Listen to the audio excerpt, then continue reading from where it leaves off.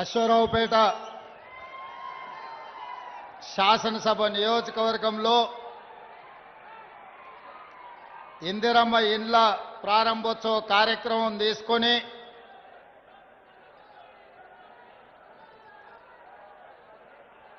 గూడాలలో గ్రామాలలో పేదల కళ్ళల్లో ఆనందం చూసి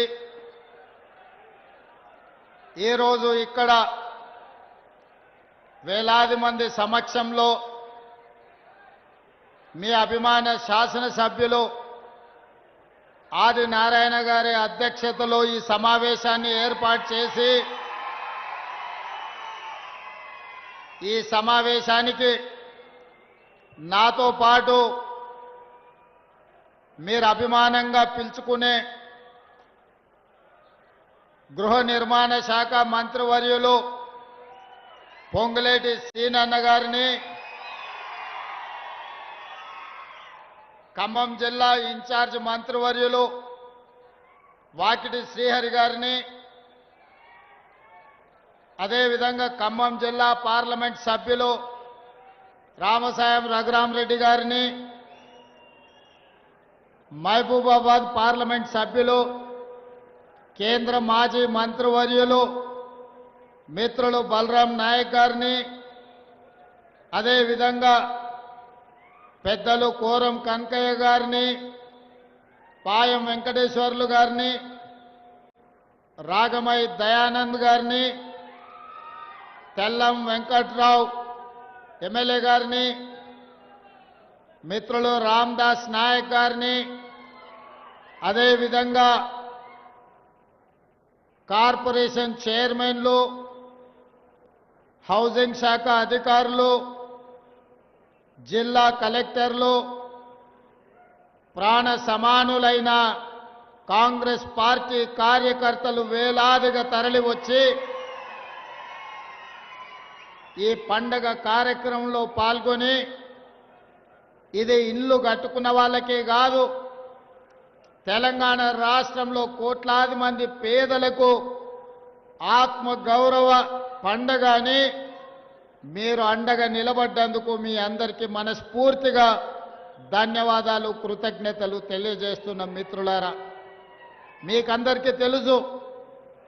ఆనాటి మొట్టమొదటి తెలంగాణ ఉద్యమం ఈ ఖమ్మం జిల్లాలోనే పాల్వంచలోనే బీజము పడ్డది. 1969లో చైతన్యం కలిగిన ఖమ్మం జిల్లా ప్రజలు మా రాష్ట్రం మాకు కావాలి, మా నిధులు మాకు కావాలి, మా ఉద్యోగాలు మాకు కావాలి అని తెలంగాణ ప్రజలకు ఒక దిశను చూపించి ఈనాటి తెలంగాణ రాష్ట్ర సాధనలో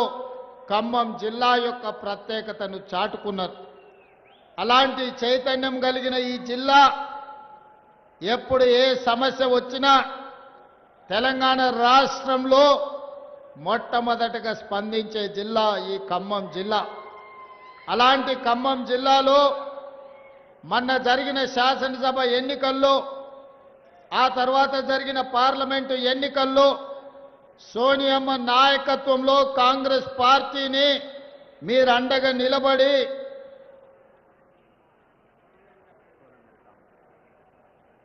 అదేవిధంగా మన కమ్యూనిస్టు మిత్రులు, మన ఎన్నికల భాగస్వాములు కూనంనేని సాంబశివరావు గారు కూడా ఈరోజు ఈ కార్యక్రమంలో పాల్గొని కాంగ్రెస్ కమ్యూనిస్టులు సహజ మిత్రులు, ఎప్పుడైనా ప్రజలు కష్టాలలో ఉన్నప్పుడు మనమంతా కలిసికట్టుగా పని చేయాలి అని చెప్పి ఈనాడు కమ్యూనిస్టు సోదరులు కూడా మనకు అండగా నిలబడ్డారు. మిత్రులారా, ఈరోజు ఇది ఎన్నికల కోసమో